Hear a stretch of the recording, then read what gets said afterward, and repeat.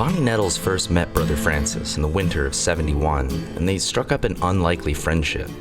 Bonnie, a lapsed Baptist working as a nurse in her hometown of Houston, probably never thought she'd find herself seeking spiritual guidance from an honest-to-God Franciscan monk, especially given the affinity she'd developed in the past few years for astrology and the occult.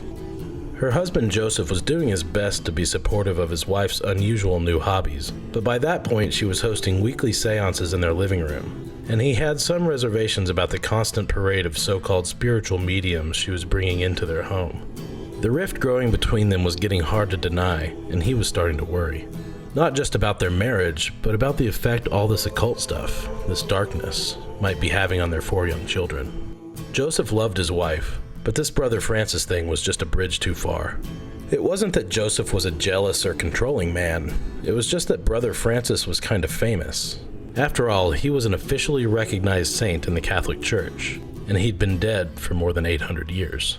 But Bonnie was determined to ride out this new, ever-evolving spiritual journey, which to her felt no more dark or dangerous than any Sunday sermon. One clear, cloudless night, she took her daughter Terry out into the backyard, and hand in hand they stared up at the big, bright Texas sky. A tiny light flashed across the horizon for a split second before disappearing into the blackness between the stars. A flying saucer. Bonnie squeezed Terry's hand and whispered, "Wouldn't it be fun if it just pick us up and take us away?" To ring in the new year, Bonnie treated herself to a tarot reading downtown. The fortune teller spread the cards on the table, and with an eerie air of confidence, foretold a chance meeting that would change the course of Bonnie's life forever. She wasn't exactly a skeptic, but still, she thought it might be best to get a second opinion, then a third, and a fourth. But every palm reader and strip mall psychic told her the same thing. You'll soon meet a mysterious man, tall, with light hair and fair complexion. And 2 months later, she did. Marshall Herf Applewhite was in a bad place. After ditching seminary school, he'd gone to New York to pursue his dream of musical theater, but it didn't work out. He took a teaching job in Arizona, but he was promptly fired when word got out that he was having an affair with a male student. His wife and children back in Houston abandoned him, but something still compelled him to come back to Texas, to come home. He scored a gig teaching music at a Houston college, even garnered some local fame for his talent. But the emotional turmoil was eating him from the inside out. He resigned and gave New Mexico a go, got a decent job, popular with the locals, but it just didn't feel right. Within a few months, he was back in Texas. And still, he found no peace. His father died only a few weeks after he moved back to Houston, leaving him alone and listless in a confusing, claustrophobic world. He couldn't hold down a job, his sexuality tormented him, his debts consumed him, and he was sinking deep into the quicksands of depression. The more he struggled against it, the faster and farther it pulled him down. Without family, without love, he was drowning, with nothing to grab hold of and no reason even to reach. Until he met Bonnie. We can't say for sure how or where it happened. Bonnie's kids say it was at a drama school theater. Others say it was at the ER, after he suffered a near-death experience. Some say it was a mental institution. But as Herf tells it, he was visiting a friend at the hospital when, quote, Mrs. Nettles entered the room, and our eyes locked in a shared recognition of esoteric secrets. I felt like I'd known her a long time, as though we'd met before, in a past life. And Bonnie felt it too. She gave him an astrology reading right then and there, instantly divining what she called an alignment between their stars. Within days, they'd moved in together, and even though their relationship was entirely platonic, Herf and Bonnie were inseparable, two halves of the same whole, soulmates destined to be together, in this world and the next. Joseph obviously didn't take that so well. He divorced her, and with Bonnie's blessing, took custody of the kids. She loved them, of course, but her true purpose in life, in the universe, was greater than any earthly bond, even blood, could restrain. Bonnie and Herf, as they tell it, were just two unsuspecting humans in Houston, called to fulfill a prophecy long foretold. They'd been incarnated by the souls of space aliens and reborn as holy shepherds, destined to die and live again like Christ himself. And someday soon, they, and all those willing to follow, would be lifted up and out of their human shells to an alien spacecraft where together they'd fly home to glory in the kingdom of heaven. In 1973, they toured the American Southwest, witnessing for the non-believers, this new revelation, this miracle. But folks just weren't all that receptive to their strange brew of biblical doomsaying and literal Star Trek trivia. The Earthlings, it seemed, just weren't ready for God's salvation. Bonnie and Herf were starting to lose hope when, by chance or otherworldly intervention, a spark of light appeared in this world gone dark. It was a letter from a friend back in Houston. She wanted to hear them out, to learn what they had to teach and be a part of whatever this great big thing was destined to be. And just like that, God's guiding light once again led them home. 2 years later, the trio hit the road to bring the good news to a wayward world, carrying little more than the clothes on their backs and a box of flyers emblazoned with a headline no one could ignore. The second coming of Christ, it read, will be a Texan. As any Texan can tell you, there's a strange kind of magnetism about this place. This deep-rooted yearning inside all of us that even the most contented expat can't ignore. They can resist it, reject it, even revile it, but it's there. Sometimes it's a whisper, sometimes a scream, but it never leaves us, never lets us forget where we truly belong. And it's not just us born and bred natives. People from all over the globe have felt that connection. That otherworldly pull drawing them back to a place they've never been and yet somehow always known. This is a land of true believers, both a beacon and a breeding ground for faith and fanaticism, for unbreakable hope and unspeakable horror. It's a refuge for all who seek it, a promised land for the doomed, and a sanctuary for the damned. Whether by the grace of God or the hands of the devil, Texas just has a way of calling its children home. I'm Ryan Sheffield. And I'm Brad Dewar. And this is TEX ARCANA.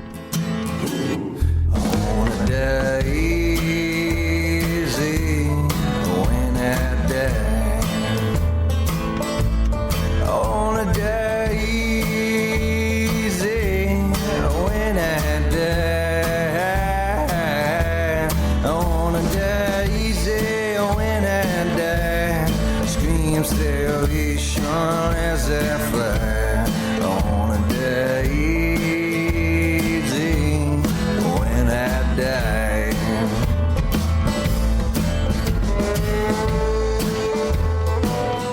We want to take you along with us on a spiritual journey. A full custom gospel revival in 2 parts, each a series of vignettes spanning 200 years of the faithful and the fated.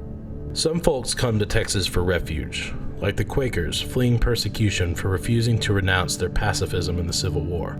They built a new town, Estacado, and they brought with them the first ever crops and schools in the Texas Panhandle. But when another town nearby became the official county seat, it bled Estacado's population dry, and what little remained was devoured by a swarming plague of locusts.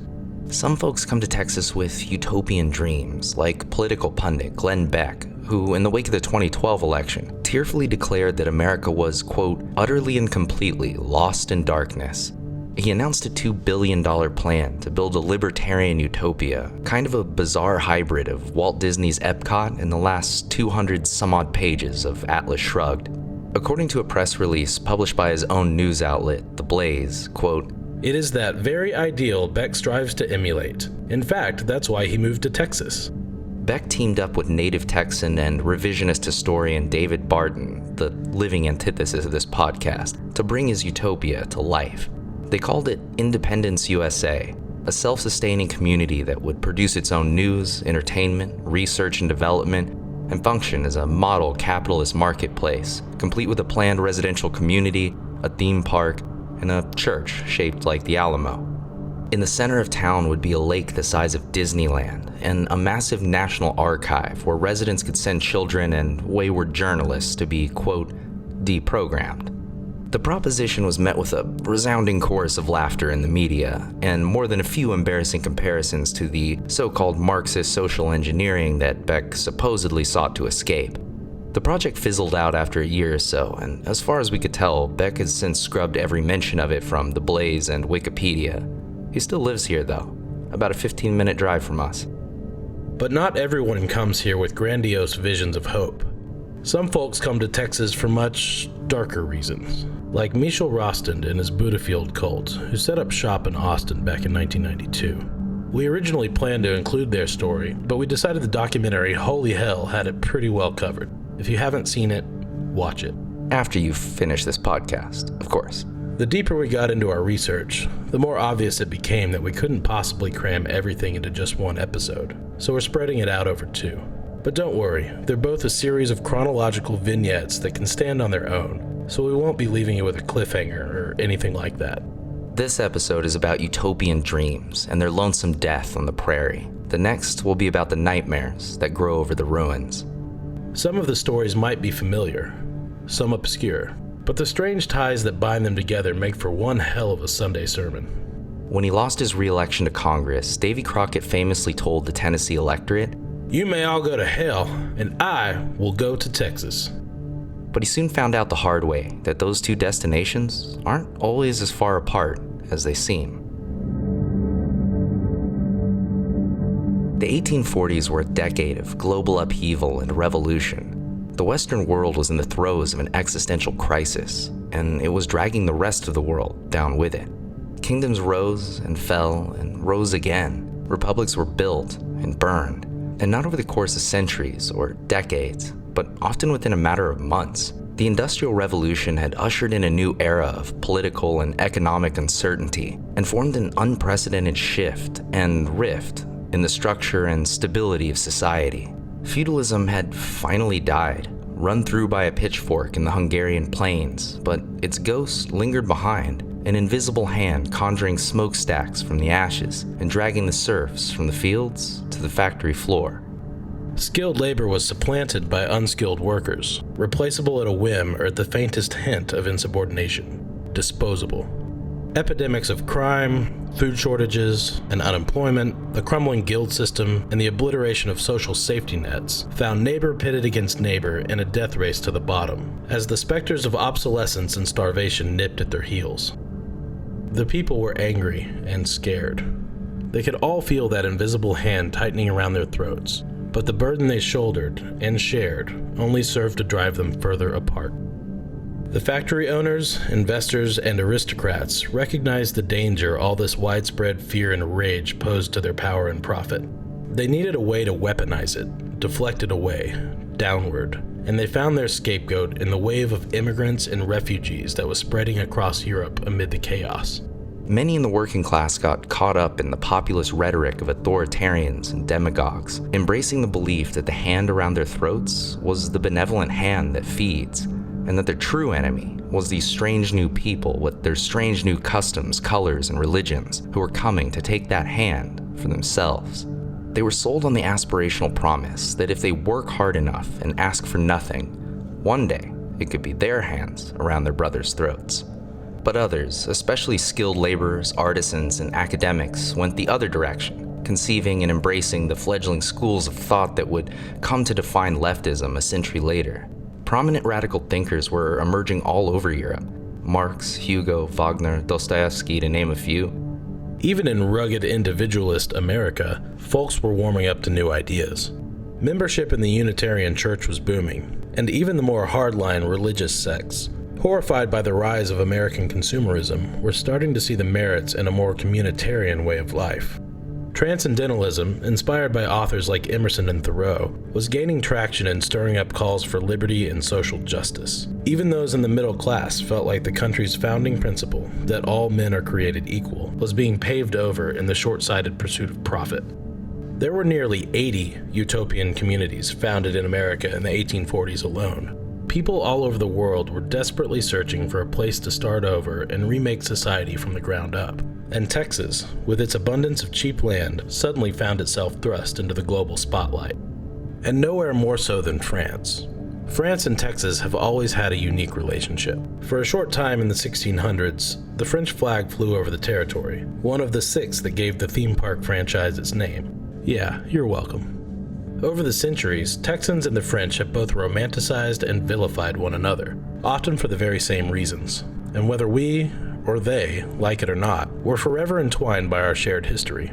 And in keeping with long-standing Texas tradition, we'll make no apologies for our terrible French pronunciations and our even worse accents. The French National Assembly, their equivalent of our House of Representatives, arranges its seating from one wing of the chamber to the other to reflect the members' positions on the political spectrum. It's a tradition dating back to the French Revolution, when aristocrats were seated to the speaker's right and commoners to the left. The meanings evolved with the times, but the terms left wing and right wing stuck around. And when Etienne Cabet took his seat in the Chamber of Deputies in 1831, there wasn't much of anything to his left but the chamber wall. He'd made a name for himself as a radical author and activist, and only a year before taking office, he'd helped orchestrate the overthrow of King Charles X. His election to Parliament gave him a powerful new platform and a new monarch to bring down. When Louis-Philippe took the throne, he promised to balance the needs of the people and the desires of the gentry, to bridge the divide between the Republic and the Crown. But Cabet saw it for what it really was: empty lip service meant to placate the masses and keep their pitchforks safely buried in the hay. He immediately got to work excoriating the new regime for its abuses of power, neglect of the people, and blatant deference to the rich. Cabet was determined to keep the pitchforks right where they belonged, held high in solidarity, tines pressed firmly to the throat of power. And that didn't go over so well with the ruling class. After only 2 years in office, Cabet was charged with lèse-majesté, treason against the monarchy, a charge that carried a punishment of 5 years in prison. But French law at the time had an unusual loophole. If a convict could avoid apprehension for the duration of their sentence, it expired, and they just walked, scot-free. So when it came time to face the jailer, Cabet made a break for it. He traveled to England for 5 years of self-imposed exile, cut off from the world as he knew it, without connections or any prospect of a job. He got a first-hand taste of true, real-life poverty and the cruel ironies of industrial labor, a system where the poor spun their own destitution into another man's gold. Now, destitute himself, Cabet was getting a crash course in the human condition, just grateful to find a bit of bread in a street that doubled as a sewer, literally. And then he got the chance to meet the legendary Robert Owen. Born into a Welsh working-class family, Owen was the epitome of the capitalist self-made man. Self-educated, entrepreneurial, and motivated, he started a textile company from the ground up, and it made him an extremely wealthy man. But when he looked out on the factory floor below, he saw the workers' struggles, and having come from that world himself, he empathized. His views began to shift, and he soon quit the company to take up full-time activism. He became hugely influential in the establishment of trade unions, co-ops, free education, and child labor laws, and he was a pioneer of mutual aid. He was one of the first to call for an 8-hour workday, and may very well be the first person ever associated with the word socialist. In 1817, he publicly declared all religions false, which was a big deal at the time, although in his twilight years, he got caught up in the trend of spiritualism, and apparently had frequent chats with Ben Franklin's ghost. But we digress. Cabet was inspired by Owen, and he immersed himself in radical new philosophies, ones that found their roots in the blight of industrialization and abounded in the fields it left fallow. By the time he returned to France in 1839, Cabet was a full-blown utopian socialist, one of the first people ever to carry the label, and he was dead set on putting his new theory into practice. He launched a monthly publication, Les Populaires, which became the socialist magazine of the time, and even coined a new term for his unique utopian vision: communisme, communism. He wrote a couple of books during his time in exile, including a novel, Voyage to Icaria. It was more or less a ham-fisted ripoff of More's Utopia, but it was a hit, and he garnered a respectable amount of international fame. Karl Marx wrote a review of it, and he wasn't a fan. He thought Cabet described a place that was a utopia in the truest definition of the word. Nowhere. There was one thing he liked about it, though. Communisme just had a nice ring to it, you know? Despite his idealism, Cabet was obsessed with laws, almost pathologically so, and he was convinced that any potential hiccup in his plan for an ideal world could simply be legislated away. If there ever was a living, breathing apotheosis of your uncle's Facebook straw man, it was Cabet. But the story struck a chord with the struggling craftsmen and working class of France, people who saw the world they'd always known crumbling around them, and saw themselves being reduced to cogs in some miser's infernal machine, one that bled them of purpose and meaning and offered but one choice: serve quietly as a, quote, plaything of the idle rich, or pray to God they wouldn't live long enough to watch their children starve. People were desperate for something, anything, a way out, and along came Cabet. His call for gender equality was especially popular with French women because even if Marx was right, even if Icaria was little more than a rose-colored vision of nowhere, it offered the women of France a chance to finally have their own voice. Cabet was amassing the kind of following his contemporaries could only dream of, and like anyone who finds themselves thrust into a position of power and influence over the broken, oppressed, listless, and desperate, Cabet had a choice to make. One that many had made before him, and that many more would make long after he was gone. Will I be a guide to my flock, or will I be a god? By 1847, Cabet's followers were wearing uniforms and calling him by a new name, Père, Father. Meanwhile, in Texas, the newly minted republic was struggling with a serious immigration problem. They just couldn't get enough of it. As strange as it sounds, the Texians were so desperate for people to come pouring over the borders, the government started offering land grants to anyone willing to settle the land, almost double the amount they gave vets for their service in the Revolution. At the time, there were only 70,000 Texans spread out across the country that, depending on who you asked, was somewhere between the size of Poland and half the continental United States. But that's a story for another episode. They were practically giving the land away, begging people to take it, and still it proved to be a tough sell. The far-reaching tales of life on the Texas frontier read like Southern Gothic poetry, equal parts pulp romance, dime store western, and abject horror. The kind of place Edgar Allan Poe would have lovingly scorned, wistfully embraced, and never actually visited. Poetically enough, his writing desk is housed in an Austin museum, still booze-stained, cursed, and beautiful. Suffice it to say, even in the 1840s, Texas had a reputation, and we're still proud of it.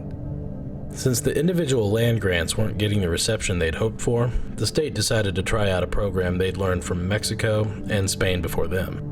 Sure, it eventually resulted in violent revolutions and massive losses of territory for both countries, but hey, this is Texas. Hold our beer. The basic idea was to offer huge swaths of land, sometimes as much as 1 million acres, to so-called impresarios, who in turn agreed to go abroad and recruit people to settle the land. But not everyone in the Texas legislature was quite as stoked as their colleagues about bankrolling a flood of foreigners into the country. So they tacked on a caveat. In order to validate their claim to the land, settlers were obligated to build structures on their property and till large sections for planting, all within an impossibly short window of time. If they failed to meet the deadline, ownership of the land immediately reverted back to the state. The cynical and unrealistic requirements meant that impresarios were heavily incentivized to recruit settlers as quickly as possible, even if it meant using less than ethical tactics. Honesty practically guaranteed failure, and embellishment, deception, lies, and coercion became vital tools of the trade. So naturally, corporations and investment firms jumped on the chance to get in the game, including one W.S. Peters and his St. Louis-based company. They snatched up grants left and right, acquiring millions of acres in North Texas, what eventually amounted to a landmass the size of South Carolina. But the Peters colony was plagued by turnover, mismanagement, and underhanded, if not outright illegal, business dealings. We'd be lying if we said we fully understand the whole situation. The vast majority of the records kept at the time were stolen or destroyed when an angry mob, fed up with Peters' bullshit, raided the office of his land agent, Henry Hedgecox, and literally ran him out of the county.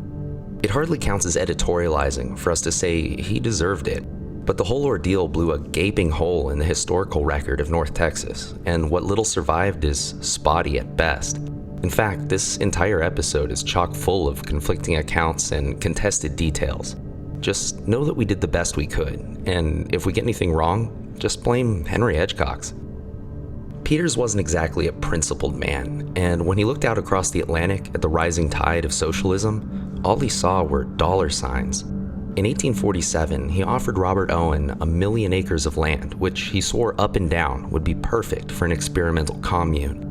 Owen's interest was piqued, enough to sign some kind of preliminary contract on it, so when he got distracted by another project and wanted out of the deal, he had to recruit someone to take his place. A useful idiot, you might say. who was that one utopian weirdo I met in England a few years back? The Frenchman. Etienne... Cabet met up with Peters in England that September, and Peters had no trouble selling him on the virgin paradise of Texas. Peters offered him more land than he could imagine for only $2 an acre, no strings attached. Except for one little thing. He had only 10 months to meet the state's requirements or lose the land. Totally standard, no big deal, just legal mumbo jumbo. Just sign it. Make utopia real, make it yours. Namaste and kumbaya, just sign here. Cabet couldn't speak English, but the translator seemed competent enough. After all, he was being offered everything he'd ever wanted for just pennies on the dollar. What could possibly go wrong? Cabet put out the call to his readers in Le Populaire, inviting them to, quote, boldly give life to Icaria. Taking a cue from the impresarios, he waxed poetic on the health, temperature, fertility, and extent of the country, comparing the North Texas landscape to the Italian countryside. Now, we're from North Texas, and to be fair, neither of us has ever been to Italy, but we discussed it, and we feel confident saying, dude, no. And the sales pitch only got more embellished with every telling. Cabet's primary focus was attracting wealthy investors for his socialist utopia, hoping it would grow quickly enough to meet his end of the land deal. Anyone who wanted to join the colony had to pay a fee of 600 francs per person and sign a lengthy contract written in dense legalese that was practically impossible for the average person to understand. So there's a good chance the signatories accidentally skimmed over the part where they consented to give Cabet near dictatorial powers over their lives. On January 29, 1848, the avant-garde of Icaria, a group of 69 young men, all dressed in weird matching outfits, set sail into the English Channel bound for New Orleans. Cabet stood on the dock, making sure everyone in earshot knew the pain he felt at separation from his, quote, brothers and children. They waved goodbye to their father and sang the French national anthem with the altered lyrics he'd written to commemorate their new home. No more corruption, no more suffering, no more crime, no more sorrow. Too bad they were going to Texas. After 6 long weeks at sea, the weary Icarians shuffled down the gangplank to the sounds of celebration drifting up from the city streets below. Mirth and music, not quite English, not quite French, but both in turn, in unison, billowing through flags of here and home, red, white, and blue. As they dragged their luggage through the vibrant streets of New Orleans, the locals shared some jubilant news from the homeland. Revolution! While they'd been at sea, the people of France had once again stormed the streets. King Louis Philippe had been overthrown, and the Republic born again. Well, we'll come back to that. It was good news and bad. It meant there was hope for France, a future beyond the reign of kings. Young radicals like themselves might actually have a real chance at saving their homeland, remaking it in their own image. The bad news?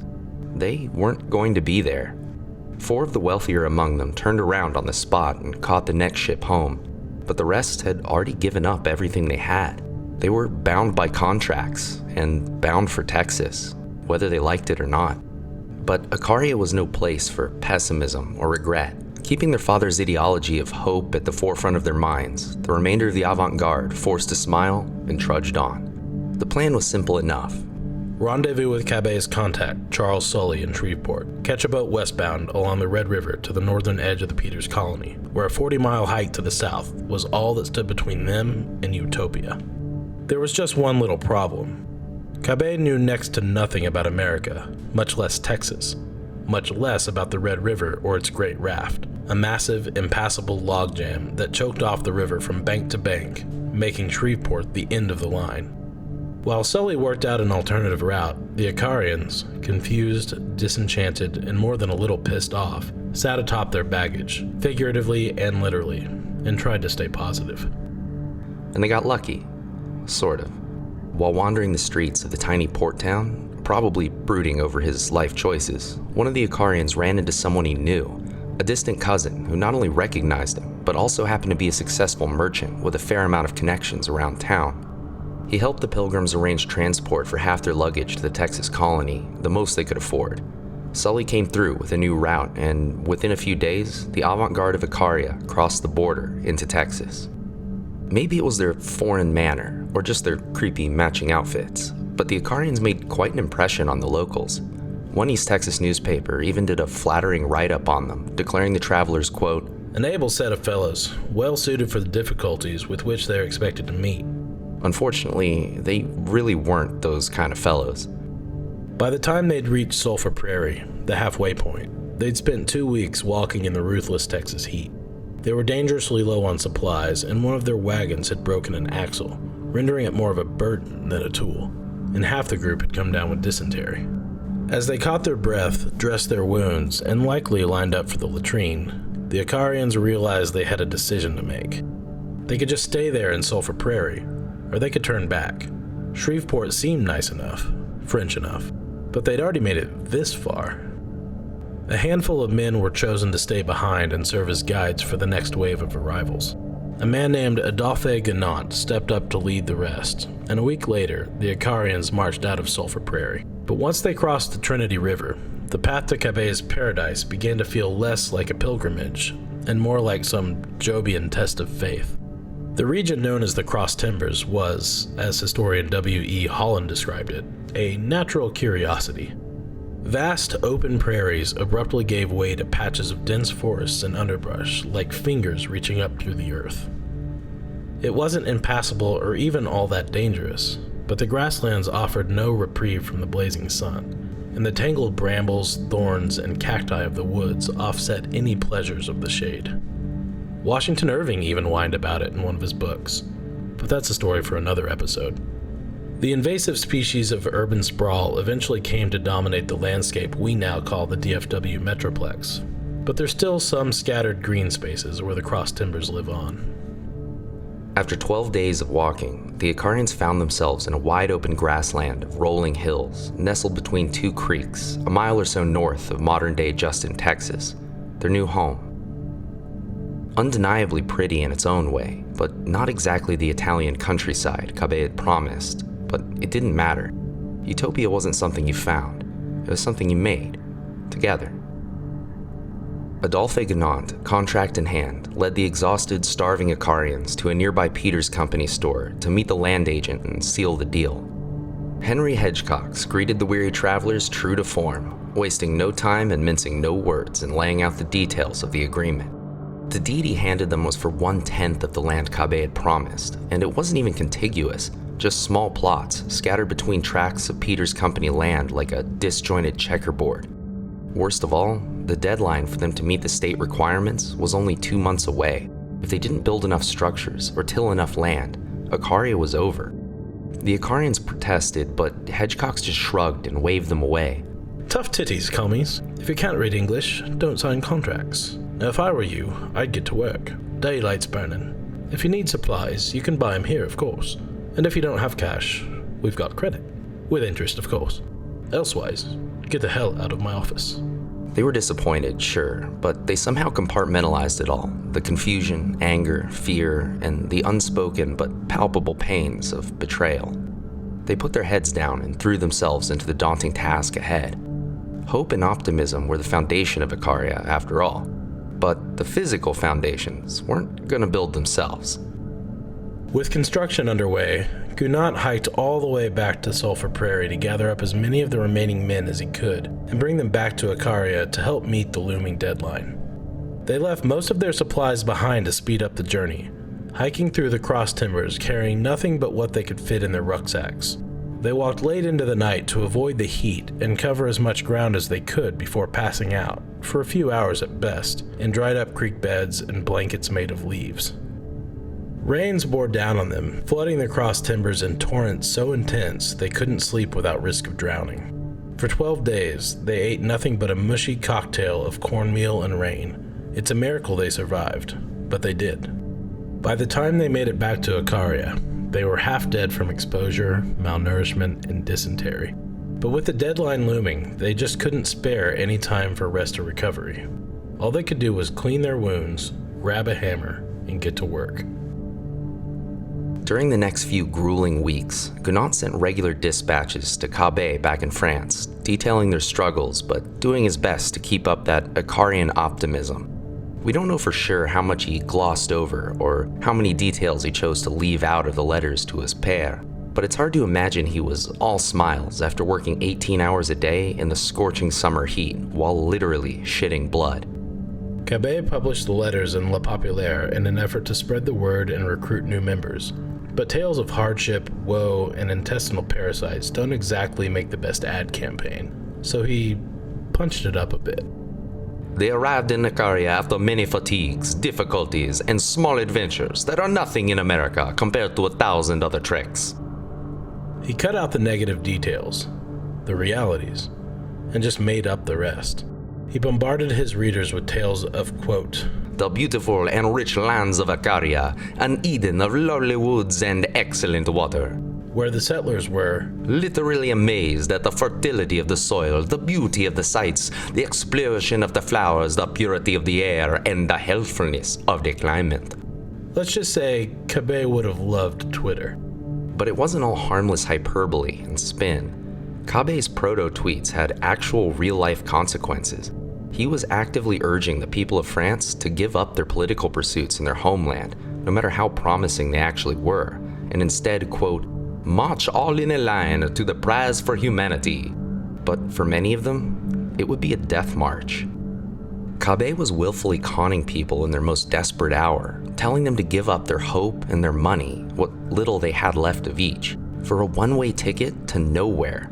And worse, he was telling them to turn their backs on France at a time when their voices were needed most, when victory was within reach, and the human rights of their countrymen were teetering on the edge of a knife.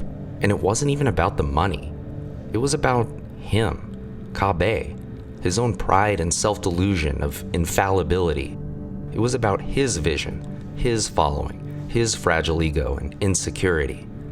He'd stepped beyond the flim-flam of the impresario and the scam of the grifter. He'd become a demagogue, a cult leader. Cabet described the hardship and tragedies of the avant-garde as nothing more than a few brave, dedicated Icarians, quote, bending down to pick up their prize. But a quarter of them would never stand up again. The settlers were sleep-deprived and starving, working daily until they collapsed. The extreme and erratic shifts in weather, from blistering heat to bone-chilling cold, ravaged their constitution and left them vulnerable to disease. One by one, they fell victim to trembling fever, a parasite-borne illness native only to the stagnant creeks of the cross timbers, the only source of water they had for bathing, cooking, and drinking, not to mention the constant onslaught of mosquitoes, chiggers, and snakes. Their physician, Dr. Adolphe Gounod, was in way over his head. Quinine was expensive and rarely in stock at the Peters Company store, and even then, Gounod's medical knowledge was questionable at best. His go-to prescription for trembling fever was to find a shady spot by the creek, the same one that poisoned them in the first place, and just lay there until the fever broke, or more often than not, until they died. 4 were dead by August, not counting the one fatally struck by lightning during a storm. All these factors taken together were devastating, but the psychological toll it took on them was something else altogether. The torturous conditions and endless, frenetic work made for a dark cocktail of delirium, resentment, and for some, madness. As the body count climbed, the Icarians turned their wrath on their doctor. They swarmed him, a ghastly mob of gaunt and skeletal men, skin mummified to leather by the sun, pestilent, delirious, and seething with rage. Dr. Gounod fled in fear, running blind for a ranger outpost 20 miles deep in the Cross Timbers Wild. We don't know if he ever found it, but as far as we know, he was never seen again. The Icarians' hope for survival fell suddenly on the shoulders of the only other doctor among them, a Catalan Spaniard named Juan Rovira.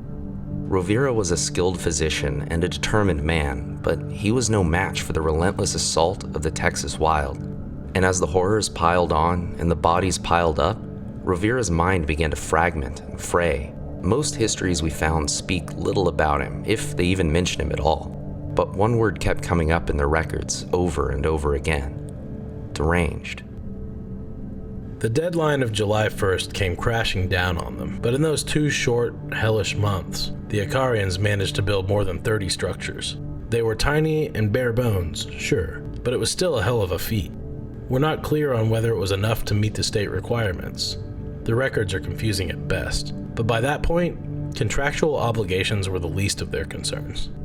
In their frantic rush to build, they'd neglected to plant crops, and it was August. The blazing summer sun had baked the soil into hard clay that promptly shattered the colony's only plow. But they still needed food, and there was only one place to get it: the Peters Company store. It seems the only thing they could grow in Icaria was debt, and as most of us know all too well, come harvest time, there's good reason to fear the reaper. On August 29, 1846, the second wave of Icarians, about a dozen sickly, exhausted, and bleeding men, stumbled out of the Cross Timbers woods, relieved and grateful to be among their brothers in Father Cabé's heaven on earth. But once they saw things up close, their leader, Pierre Favard, had but one word to describe it: abominable. And it wasn't just the brutal conditions, circumstances, and fresh-turned graves. They were completely isolated. There was no line of transport, no realistic way to bring in supplies or travelers. Even if they did get the state's approval, even if they turned the crop yield around, even if they paid down the debt, fortified the structures, cured the diseases, managed not to die, it wouldn't matter. Icaria was doomed, and so were they. They were furious, anguished, terrified, and as people often do in that state, they started looking for someone to blame.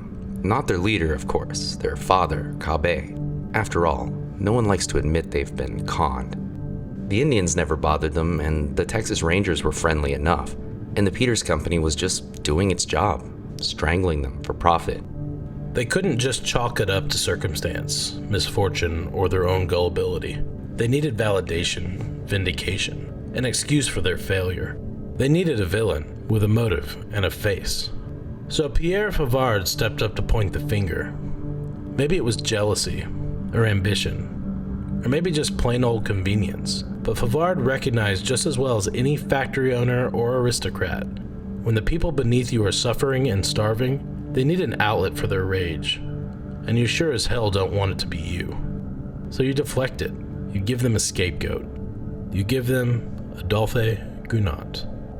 Not only was Gounod too incompetent to lead, Favard told them, but he was part of a dark conspiracy to bring them to ruin. He was a secret agent of the French government, a plant, working within the group to bring it down from the inside, to smear them and their father, undermine their success, and discredit their political ideals.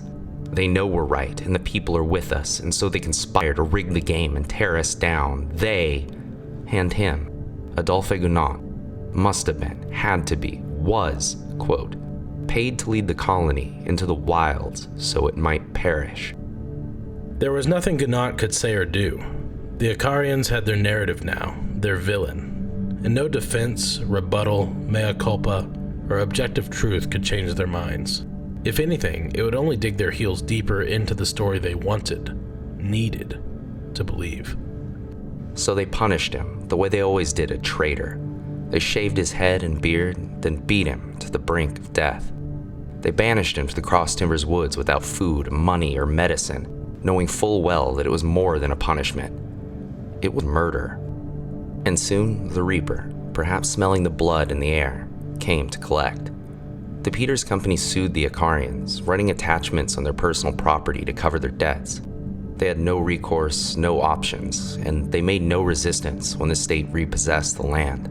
They divided the remaining cash among the members, about $7 each, and abandoned everything they'd bled to build. A handful of useless, ramshackle sheds, and a graveyard. Their utopia. With Favard leading the way, they packed up their rucksacks and headed back to Shreveport. By the time they got to Sulphur Prairie, they already had 4 more graves to dig. They gathered their things from the storerooms in Shreveport and took a riverboat down to New Orleans to await the arrival of their so-called father. Newcomers from France arrived throughout the fall and winter, bringing along with them their obnoxious naivete and optimism, as well as a few recent issues of Le Populaire, the ones that told the world all about the amazing and beautiful adventures they'd been having in Icaria. Even before he set sail for Texas, Cabé was in damage control mode, describing the, quote, disaster in Texas as a complex event that failed by no fault of his own. As far as we can tell, the only reason he even made the voyage to America was to avoid the lawsuits and another prison sentence for fraud. When Cabet finally arrived in New Orleans in January 1849, he found himself face to face with a mob of angry Icarians demanding answers, but all he got were excuses. He blamed Charles Sully for giving him bad information about that, quote, wrathful tyrant, the Red River. He blamed the revolutionaries in France. He blamed bad fortune. He blamed the absence of his own wise and indispensable leadership in the colony. He blamed the Icarians themselves for not having the foresight to stock up on medicines while in New Orleans, and for working themselves too hard to fulfill the bullshit agreement that he himself had made. He even cited a supposed false report of his death in an American newspaper. He literally blamed fake news. He also seized on Favard's ridiculous, fabricated conspiracy theory, because Adolphe Gounod was totally a secret state operative, working in the shadows to undermine Cabet's otherwise infallible and genius leadership. But the doctor, Juan Rivera, refused to let him pull that shit. He confronted Cabet and called him out on his lies, but by that point, Cabet had had a few years of the whole cult leader thing under his belt. So without hesitation, and without addressing any of Rivera's very valid points, he simply accused the doctor of poisoning the settlers by, quote, giving them violent remedies in excess. He offered no evidence, he just made it up, and that was it. Enraged, Rivera stormed off into the streets of New Orleans, where he found himself a cheap room for let, and shot himself in the head. Cabet dipped into the Icarian treasury and spent more than half of the remaining funds paying off the defectors to keep them quiet and send them on their way. They hopped on the next boat home to France, hoping for the best, but no matter what waited for them on their return, it was the only choice they had. Anywhere but here. Anything but this. Even after all that, half the Icarians, by some estimates as many as 300, stayed behind. Mostly fresh faces, but also a handful of veteran avant-garde who just weren't ready to give up the dream. They were the diehards, the true believers. They'd invested everything they had and everything they were in their father and his vision. Even with all his obvious flaws laid bare, the broken promises, deception, and death, they would never abandon him. They couldn't. They'd sooner follow a fraud to hell than admit to each other, to themselves, they'd been had. So, chins up, smiles wide, and all dressed up in their creepy matching outfits, the Icarians embarked on a new pilgrimage, this time to Nauvoo, Illinois, where Cabet purchased a fully furnished settlement from another group of true believers, who'd been forced to abandon it after their leader, a man who promised utopia and fled charges of fraud, was shot to death by an angry mob of his own followers. The remaining loyalists, led by a man named Brigham Young, ended up in Utah and did pretty well for themselves, all things considered. The Icarians made the Illinois settlement their home for a few years before it eventually collapsed under the increasingly authoritarian leadership of Cabet. His vision was constantly evolving, often contradicting itself and changing on a whim. His vanity was all that mattered to him, and his loyal followers became little more than disposable pawns in his grandiose schemes and his desperate attempts to save face when they failed. Some of his followers eventually got fed up and ran him out of the settlement, but even then, the most diehard of the diehard followed him all the way to St. Louis to give his utopia thing one last try. And like they say, third time's a charm. Within a week of arriving in Missouri, Etienne Cabet suffered a stroke, and then another, and the third, they say, finally killed him. But there was one Icarian who never left Texas. The banishment of Adolphe Gounod was supposed to be a death sentence. His own brothers had beaten him, robbed him of all but the clothes on his back, and watched as he dragged himself through the brambles and thickets until his broken body was lost among the trees. He found himself in exile in an alien land of tangled thorns cut through by rivers of poison that dried to bone when the torrential rains weren't flooding them to drown. The cross timbers turned out to be a utopia after all. Nowhere with nowhere to go, and they ate Icarians alive. But Adolphe Gounod was no Icarian. Not anymore. He found a way to hunt, living off venison and selling the hides until his wounds hardened into scars. Adolphe Gounod survived. Adolphe Gounod was a Texan. He eventually made his way south to Fort Worth, where he met a retired U.S. Army major with a quirky penchant for European philosophy. The major took him in and gave him a job as a draftsman and accountant, and a tough love crash course in the English language. Gounod proved to be a fast learner, and within a few years, he was a productive, even prominent citizen of Dallas. During the last 2 decades of his life, he was an artist, a saloon keeper, a doctor, and an English teacher for immigrants like himself. Survivors. Texans. Meanwhile, in France, Victor Considerant was a rising star in French politics. He'd written several books, preempting Marx's manifesto by 5 years, and his newspaper, The Pacific Democrat, was really taking off. He was one of the earliest advocates of proportional representation in government, and he may very well have coined the term direct democracy. Much like Cabet, Considerant was a utopian socialist who, despite his activism and surprise election to national office, was losing hope for the future of his homeland. Louis Napoleon assumed control of France after the ouster of Louis Philippe, promising reform and a drift towards democracy. But we've heard that before. Shortly after taking office, he took a hard right turn, shutting down Considerant's newspaper and sending him into exile in Belgium. But Victor Considerant was only emboldened in his beliefs, and if France was indeed a lost cause, he'd make his own country, one where the cry for liberty, equality, and fraternity was more than just the delirious whisper of revolutionaries bleeding out in the streets of Paris. And he already had a blueprint for his utopia, the philosophies of Charles Fourier. While his contemporary Robert Owen was known for his secular, pragmatic activism, Fourier was more of an idea man. To him, revolution was just a part of God's divine plan, an obvious inevitability, if good people could simply nudge things in the right direction. He strongly opposed the concept of marriage and was a pioneer of sexual liberation. He was an early advocate for gay rights and even coined the term feminism. He had a lot of names for his insanely complex and sprawling ideology, but is mostly known these days as associationism, and it's complicated. One scholar put it delicately when he described it as vast and eccentric. It's based on a theory he called attractive labor, where things like industry, crafts, and agriculture would naturally flourish if only folks were free to pursue their passions. As anarchist Hakim Bey explains it, Fourier sexualizes work itself. The life of the phalanstery is a continual orgy of intense feeling, intellection, and activity, a society of lovers and wild enthusiasts. It doesn't sound all that bad, but it's worth noting that Fourier was also an extremely outspoken anti-Semite who believed his teachings would allow people to grow tails and live to be 144 years old.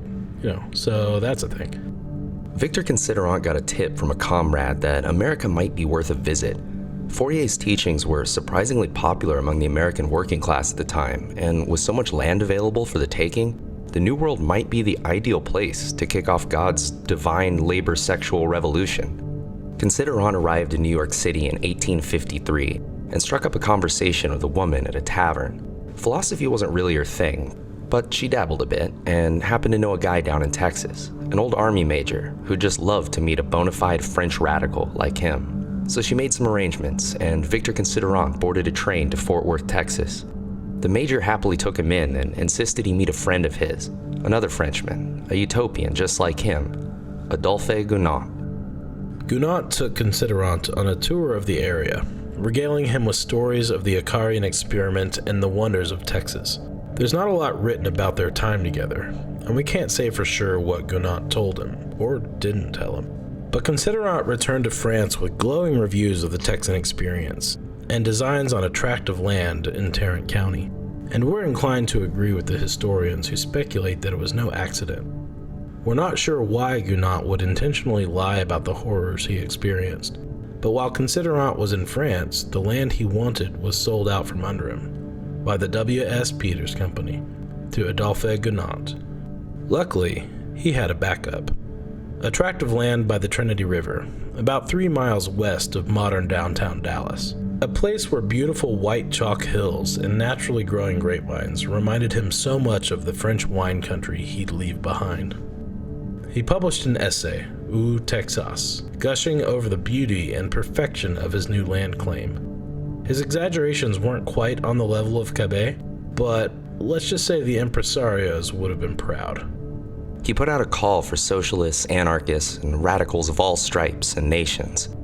We found a new home, and now we'll find each other, not in first meeting, but in reunion.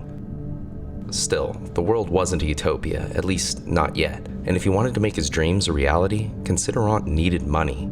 He assembled a group of investors on the promise that the settlers would cultivate the land and pay 6% interest on the loan every year. It worked, and within a few months, the first wave of settlers landed in Galveston, Texas, and set out on the long journey to Dallas. It was a 6-week trip by foot and wagon, but they had good timing.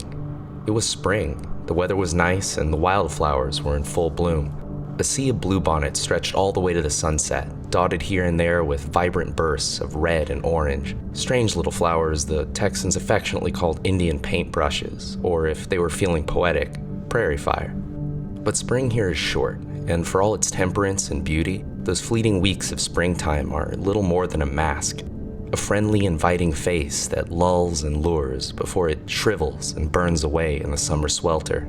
And its true face is an ugly one. But the travelers looked out on the colorful hills and prairies of their new home and saw nothing but beauty, just as Considerant had described it. On April 26, 1855, the caravan arrived in the village of Dallas, a procession of ox-drawn carts, comically overloaded with possessions and supplies stacked a dozen feet high, flanked by strangers from a strange land, fatigued and famished, but brimming with hope. For the Dallasites, the long parade of outlanders in matching black smocks, berets, and wooden shoes might as well have been a Barnum circus train. The village all but shut down as people flooded the streets to greet the newcomers, hoisting their children up on their shoulders to get a better look. The weary travelers were pleasantly surprised to receive such a warm welcome, and we're a little surprised ourselves. Texan hospitality is definitely a thing. King of the Hill might as well be a documentary. But it's still hard for us to believe how positive and friendly the reception had been for a caravan of socialist immigrants suddenly arriving at their front door. As much as they appreciated the kindness and generosity of their new neighbors and the chance to rest their calloused feet, the colonists had work to do, a lot of it. So they politely bid farewell and crossed the Trinity River to set up camp on their new land before nightfall. The settlers were cutting lumber by dawn, and it wouldn't be long before they had themselves a respectable little settlement. Over the next few weeks and months, waves of new recruits arrived to bolster the ranks and pitch in however they could, including Victor Considerant himself. His arrival was met by dozens of hopeful, smiling faces, a light in the spring sunshine reflecting off the white chalk hills. His reunion had become a reality, one even more blithe and radiant than it had been as a wishful dream. The colony still needed a name, though, and he could think of none better than that very call that had brought them all there together. La Reunion. They established a Democratic General Assembly with Considerant as president, and in keeping with Fourier's prescription for a proper utopia, they never built any schools or churches. They didn't need them. Everyone pitched in what they could, their talents and abilities, and most importantly, their passions. Tribulations came with the summer, as they always did. The brutal heat turning the soil to rock, the wolves and coyotes, droughts that turned the prairies into powder kegs, and swarms of grasshoppers ravaging the few crops they'd been able to grow. But the colonists took it all in stride. C'est la vie. After all, grasshoppers were good eating, or at least the old folks thought so. Every Saturday and Sunday night, when the day's work was done, they gathered in the commons to sing and dance and spite the bitter sun as it sank in retreat beneath the horizon. Many of them were musicians, and one even brought with him a piano all the way across the ocean, only the second one ever known in Dallas County. They filled the night with joy and song, and soon the folks from Dallas joined in. They celebrated the 4th of July together that year, reveling in their shared history and desire for freedom. The settlers did their best to follow Fourier's teachings, but they just couldn't bring themselves to abolish marriage, and the colony hosted their first wedding that autumn. A young reunion woman who fell in love with a man from Dallas. The colonists and villagers became family that day, bound together by land, liberation, and love. Till death, as they say. That winter was a brutal one. The houses they'd built, as decent as they were in the springtime, were unceiled and thin, and the freezing winter winds whistled through the gaps between the boards. Matches were a rare luxury at the time, and the settlers had to take shifts pushing a wheelbarrow full of burning coal embers and scrap wood from house to house to share the warmth. It seemed like as soon as one storm passed, another took its place, each more vicious than the last. The colonists took to rooming together in cramped quarters, shivering through the night, grasping for sleep in the momentary calm between claps of thunder. Lightning struck one of the main dorms, sending a shockwave through the house, dislodging the bunk beds from their frames and sending them and their occupants scattering across the floor. But the injuries were light and the damage fixable, and the settlers refused to give the savage winter the satisfaction of their despair. Soon the ice disappeared beneath the wildflowers, islands of fire and seas of blue. The colonists shook off the sleet and once again filled the prairie with song. But there was just one little problem, something they'd neglected to consider when the call for reunion first rang out. Not everyone heard it, and the ones who did were the kind of people who'd be totally stoked on radical socioeconomic theory and also happened to be well-off, passionate, open-minded, and crazy enough to actually try it. Nearly every member of La Reunion was an artist, a writer, academic, naturalist, or anyone else you might expect to find at an NPR pledge drive. But they weren't exactly frontiersmen. There were only 2 farmers in the entire colony, and it was starting to dawn on the settlers that maybe Fourier hadn't really taken into consideration the scope of his audience. Those majestic, white chalk hills that reminded them so romantically of the European countryside were actually massive deposits of limestone, chalk, and shale, making the soil practically useless for growing crops. What little wheat they were able to harvest cost them more to grow than they could get from selling it to their spiritual in-laws over in Dallas, much less anywhere else, and things were getting dire.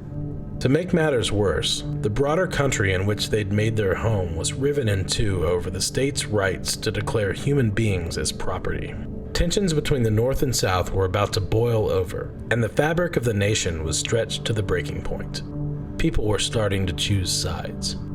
For the colonists of La Reunion, abolition was the obvious choice, the only choice, and the relationship they'd cultivated with the Dallasites was beginning to sour. They were dispirited, they'd lost their will to sing and dance, and resentment was growing for those who sowed less than they could or should and still reaped an equal share of the bounty. No matter how committed they were and how hard they fought to make La Reunion a utopia in Fourier's image, this was still Texas. A land of rebellion often misplaced, of superiority often without foundation, and greed always without limit. But that's not all of us, and it's not the whole story. In Texas, individualism just grows like wildflowers. As any Texan farmer can tell you, even the bluebonnets and Indian paintbrushes are just weeds. They're inconvenient, ungovernable, unavoidable, and they're beautiful. But they can be absolute hell on your best laid plans. The sense of shared values and camaraderie were dwindling, cliques and factions were forming, and the very things that brought them together in reunion, Fourier's philosophy and Considerant's vision, felt with each passing day a little more like a wishful dream. The Swiss settlers abandoned the colony and most of their utopian ideals along with it, establishing a new settlement, Moon's Lake, on the other side of the Trinity River. The Belgians soon followed suit with a settlement they called Louvain. Another faction blamed Considerant's mismanagement for the colony's woes, holding out hope for utopia, but with a fresh start. They packed up and moved to a new tract of land to try again with new leadership, but Flanders Heights, as they called it, soon became just another neighborhood in Dallas. Just as summer began creeping across the prairie, fangs bared and out for blood, the colony's foreign investors called in the 6% return they'd been promised, and just like it had with the Icarians before them, the grim reaper of debt, ever circling over them like a carrion bird, finally swooped down on La Reunion to pick clean the bones. The few remaining settlers turned to their president for guidance, leadership, the next step, a plan, anything to salvage and redeem all they'd worked so hard to build. But their knock on his cabin door rang hollow, and so it seemed did his commitment to the cause. In the cover of early morning darkness, Victor Considerant had packed a bag and fled for San Antonio, then Galveston, then back to France. He'd abandoned them there in the crumbling ruins of his own dream, and worse still, he disowned them, declaring what remained of La Reunion, quote, a fatherless bastard. The settlers were heartbroken and betrayed. but they soldiered on without him and managed to hold out for another 2 years before things finally fell apart for good in 1858. As historian Ermance V. Regebian put it, There was no outbreak, no town meeting for discussion. The whole colony, consisting then of some 500 persons, just melted away. but the spirit of La Reunion, that dream for a better world, didn't die in those white chalk hills. The village of Dallas had grown into a city, and those who stayed behind became a part of it. Sure, in a Texan frontier settlement, craftsmen and artisans are often little more than fodder for the cemetery. But in a city, they're the heart and soul. The survivors of La Reunion were teachers and architects, artists and scientists. They opened the first bakery in Dallas, the first brewery and butcher shop. They established the city's first public school system and wrote one of the first columns in the city's first newspaper, using the platform to propose a new bridge across the Trinity River, one that wouldn't charge a toll, one that would be accessible to everyone and belong to all people equally. One former settler became an acclaimed botanist at Baylor University. Another got elected deputy sheriff and then mayor, twice. In the aftermath of the Civil War, Reconstruction leaders were tasked with recruiting non-Confederates to fill local government positions throughout the South, and it was a struggle to say the least. Finding non-Confederates who were educated, civic-minded folks willing to volunteer their time for the public good was damn near impossible in most southern cities. But Dallas had them in spades. The dream of Texas as a socialist utopia died with La Reunion. The colonists assimilated into the free market free-for-all that marked the dawn of the Gilded Age. But as immigrants so often and crucially do, they stirred a few of their own ingredients into the melting pot.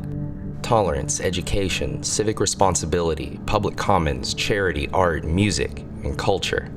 It wasn't exactly the liberté, égalité, fraternité they'd hoped for, but if it hadn't been for the doomed utopia of a handful of French artists, radicals, and dreamers, Dallas wouldn't be Dallas, and Texas wouldn't be Texas. Those of us who live in the area have seen, heard, and felt their legacy for generations, without even knowing it.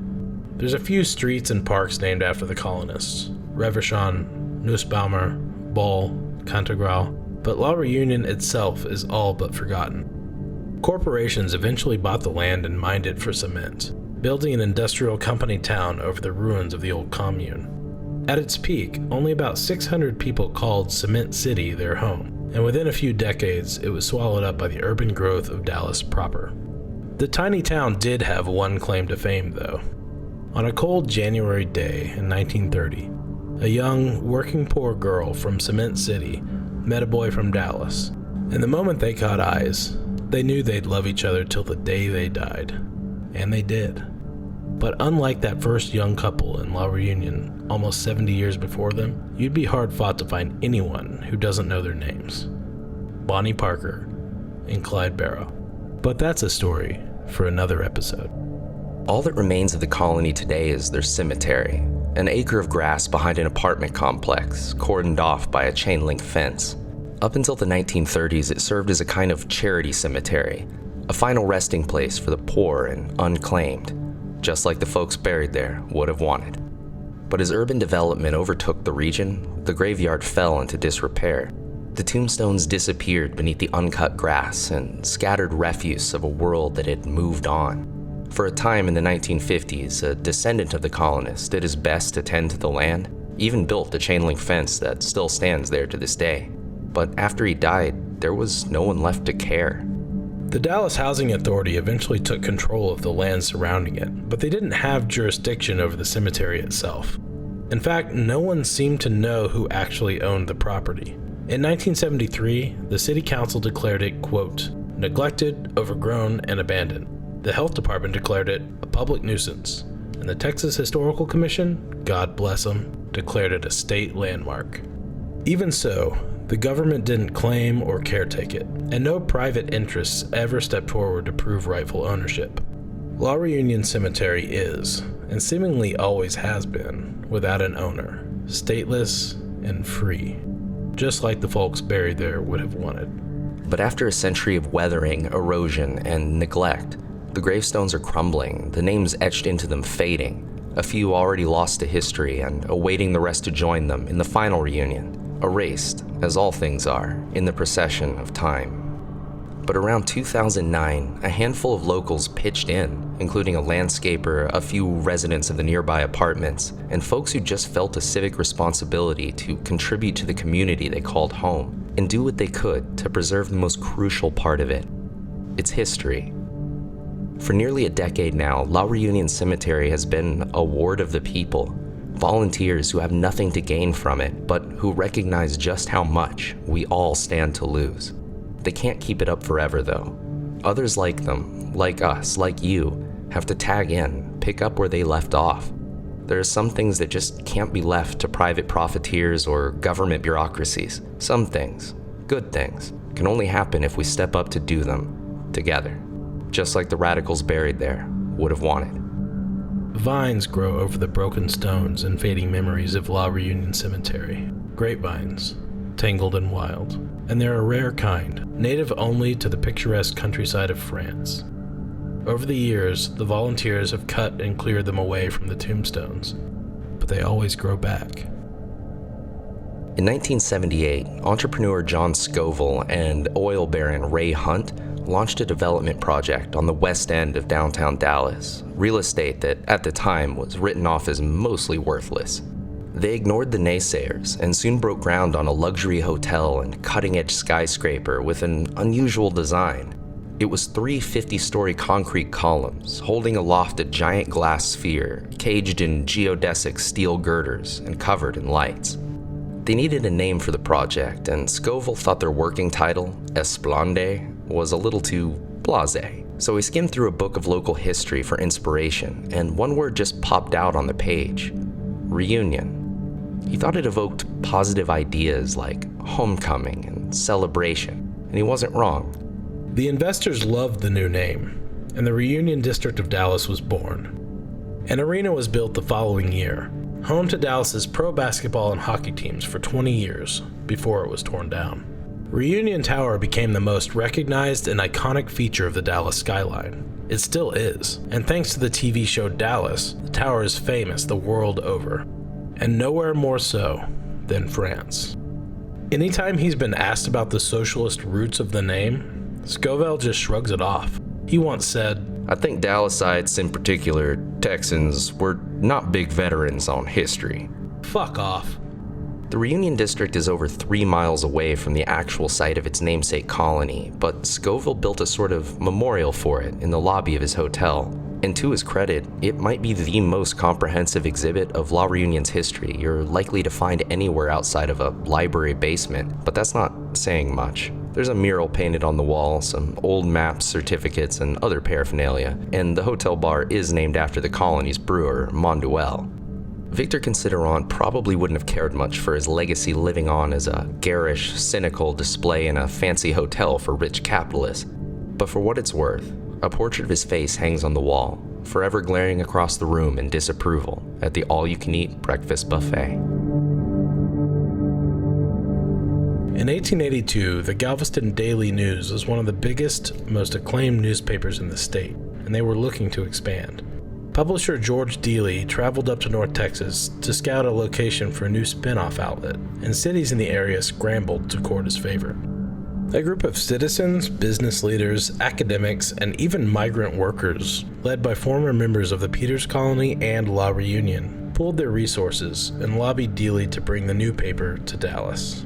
The Dallas Morning News fired up the presses in 1885, and within a decade, George Dealey was at the top of the masthead. They were at the forefront of a new wave of modern journalism, using telegraphs to communicate info and leads back and forth with their sister paper in Galveston, making them the first newspapers in America to publish simultaneous editions. They refused to be mouthpieces for any political party, and established a model for objectivity and integrity in journalism. It was clear from day one that the paper was going to shake things up around here, and when Dealey bought the company in 1926, he took it to a whole new level. He refused to run ads for anything he felt was ethically dubious or just flat out wrong, everything from hard liquor to oil companies. But it was his use of the editorial board that would come to cement the upstart paper as a statewide, even national institution. Under Dealey's direction, the op-ed page of the Dallas Morning News became a hotbed of activism and advocacy, spreading progressive new ideas and steadfastly unafraid to challenge and call out the city's deeply entrenched status quo. Their efforts paved the way for countless groundbreaking civic improvements throughout Dallas and beyond, but their most ambitious and dangerous mission would come to change Texas politics and history forever. In the early 1920s, the Ku Klux Klan basically ran Dallas. They controlled the city council, the mayor's office, and huge swaths of the business community. Few of them even had jobs at Dealey's own newspaper. He was appalled by their rise to power, and he made it his personal mission and a top priority of the Dallas Morning News to bring them down. He ran a piece from a New York paper that shined a glaring light on the crimes and atrocities of the Klan, illuminating in full, uncompromising detail the terror they represented and wrought on the country. The backlash came fast and fierce. Public outcry, intimidation, death threats. But Dealey was just getting started. Rather than back down, he ramped up, turning the op-ed section of the morning news into a non-stop barrage of anti-Klan propaganda, laser focused on exposing them for what they were and unseating any public officials who refused to denounce and renounce their hate. One of the paper's traveling agents pulled Dealey aside and begged him to back off. He said all this anti-Klan stuff was wreaking havoc on sales, especially in rural areas around the state, but Dealey shut him down. "Buck up, son," he said. "Never make apologies for the Dallas Morning News." The paper's parent company was freaking out. They saw it as a PR nightmare, and the shareholders were demanding action. They told Dealey to turn over all his employee records to the higher-ups for review. They needed to reassure their readers that there weren't any Catholics or Jews involved in reporting the daily news. But Dealey refused, publicly. He called up the editors of the Dallas Times-Herald and Dallas Dispatch and asked them to do something unprecedented, to set aside their competition in service of something greater, something more important than anyone's bottom line.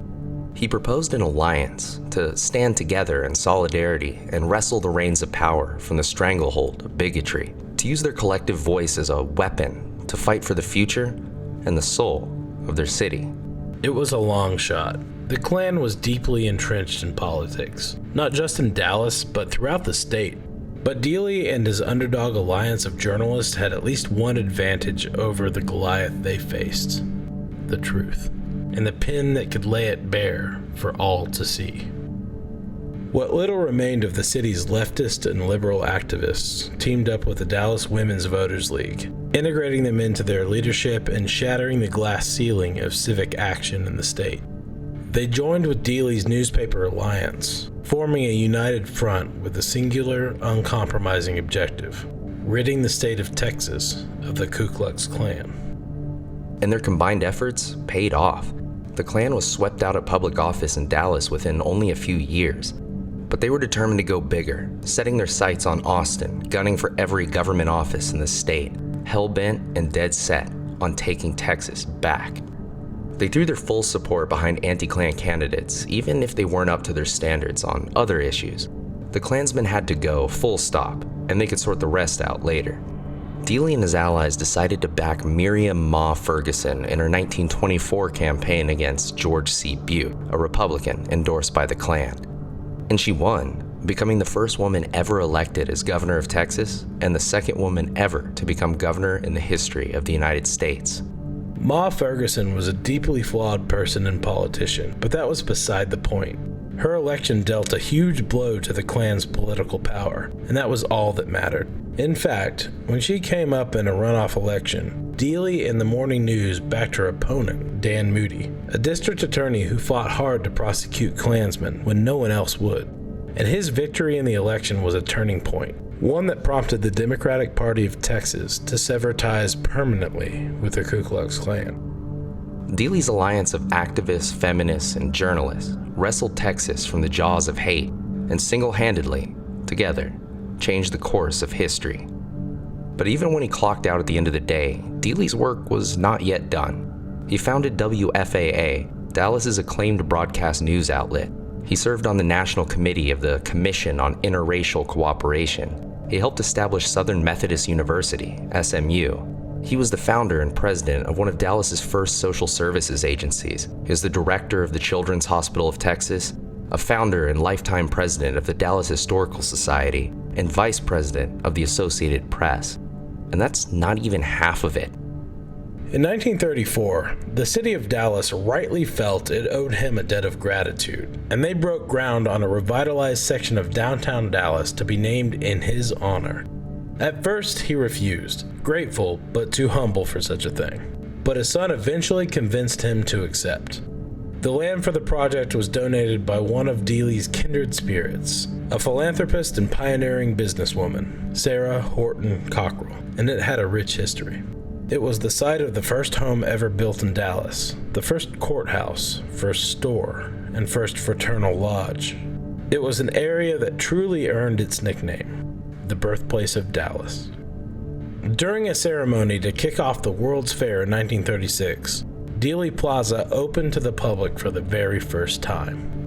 Even in his mid-80s, George Dealey refused to retire from the Dallas Morning News and kept up his lifelong battle against the forces of hatred and oppression, in service to no master but the truth, until 1946, when death itself came to pry the pen from his cold, dead hands. George Dealey wasn't a descendant of Vicaria or La Reunion, but he's one of the many fearless and amazing people who shared in the unwavering belief that things can truly change for the better if only good people step up and nudge things in the right direction. In 1949, the city erected a statue of his likeness in the plaza that bore his name, commemorating and celebrating his contributions to Dallas, to Texas, to journalism, and the world. But only a decade and a half after its unveiling, his memorial would disappear under the shadow of a simple white X painted in the middle of the street. A shadow that would appropriate his name and forever obscure his legacy in the darkness of another man's deeds. A man who spent his whole life trying to leave this place, moving all over the country, dropping out of school, joining the Marines, then lying to get out again, trying and failing to defect to the Soviet Union, abandoning his family for Mexico, even attempting suicide. But he kept ending up right back where he started. No matter what he did or how hard he fought to escape, Texas just had a way of calling him home. His wife helped him get a minimum wage job filling orders for school textbooks in a warehouse downtown. They were living out in the Dallas suburb of Irving, and he didn't have a car, so his neighbor and co-worker, Wesley Frazier, gave him a ride to work most days. One Friday morning, he showed up earlier than usual, pacing around outside the window while Wesley and his family finished breakfast at the kitchen table. Now, did your sister say anything to you as you were having breakfast? No, she didn't say anything to me at all. I just saw him for a split second. I guess he heard me say, "Well, it's time to go." And he walked down by the back door there. Wesley hurried to brush his teeth, kiss his nieces goodbye, and head out the door. It was raining that morning, so they loaded up quick and hit the road. I noticed there's a package laying on the back seat. I didn't pay too much attention. I said, "What's the package, Lee?" And he said, "Curtain rods." And I said, "Oh yeah, you told me you was going to bring some today." So I didn't think any more about it when he told me that. What did the package look like? You seen some of the brown paper sacks you can obtain from most of the stores, but it was a package just roughly about 2 feet long, give and take a few inches. Was there anything more said about the paper sack on the way into town? No, sir, there wasn't. Who got out of the car first? He did. There was still a few minutes early, so Wesley sat in the car for a bit, running the motor to charge the battery, just watching the cars roll by on the freeway. But Lee Harvey Oswald was in a hurry that day. Didn't even remember to pack himself a lunch. Did you usually walk up there together? Yes, sir, we did. Is this the first time he had ever walked ahead of you? Yes, sir, he did. You say he had the package under his arm when you saw him. Yes, sir. Well, I'll be frank with you.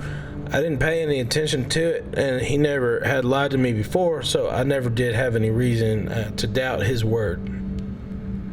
Were you on the 6th floor any that morning? The first few hours of work were no different than any other day, filling orders and filling out invoices. But come lunchtime, a motorcade was set to roll through town, right down Elm Street, and everybody was going to be on break to watch it go by. I say, you don't get very many chances to see the President of the United States, and being an old Texas boy, and him never having been down to Texas much, I went out there to see him. Wesley looked around, but he didn't see his friend Lee anywhere out in the crowd. Maybe he was still trying to hunt down a lunch. Surely he wouldn't miss a thing like this. I stayed around there pretty close to Mr. Shelley, just talking about how pretty a day it turned out to be. Because I told you earlier it was an old cloudy and misty day, and then I didn't look like it was going to be a pretty day at all. And it turned out to be a good day? A pretty sunshiny day. On November 22nd, 1963, at 12:30 p.m., 15 years after the commission of George Dealey's statue, a self-avowed communist assassinated the President of the United States only 300 yards from a worthless piece of real estate that 15 years later would become a luxury property named for a communist utopia that made the city everything it is and everything it might have been. People were running and hollering, so I just stood still. I've always been taught when something like that happened, it's always best to stand still, because if you run, that makes you look guilty, sure enough. But you stood right there, did you? Stood right where I was. 1, 2, 3. 175 of whiskey going down my throat. They say history repeats, or at least rhymes, but in Texas, it echoes. The same words in a different voice, distorted and warped by time and distance, but always returning, deeper, darker, unrecognizable, and made new again.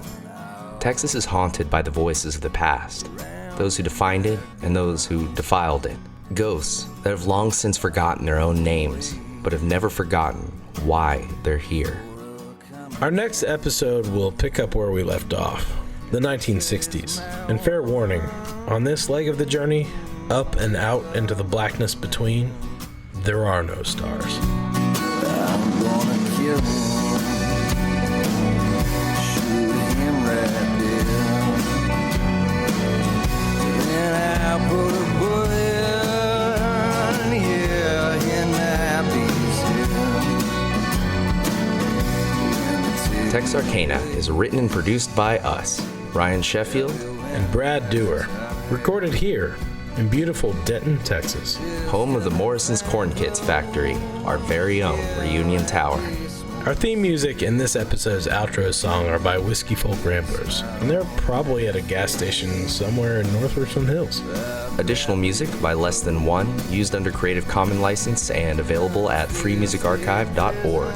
There's another story of Texan utopia we couldn't quite fit into this episode, but we're gonna make it available for our supporters on Patreon, and it's pretty weird. It's a wild ride, seriously bananas. It's pretty wacky. Is that what I said? Yeah. So if you're not a supporter, we hope it might change your mind. Bonnie and Herf will return. Thanks for listening, y'all.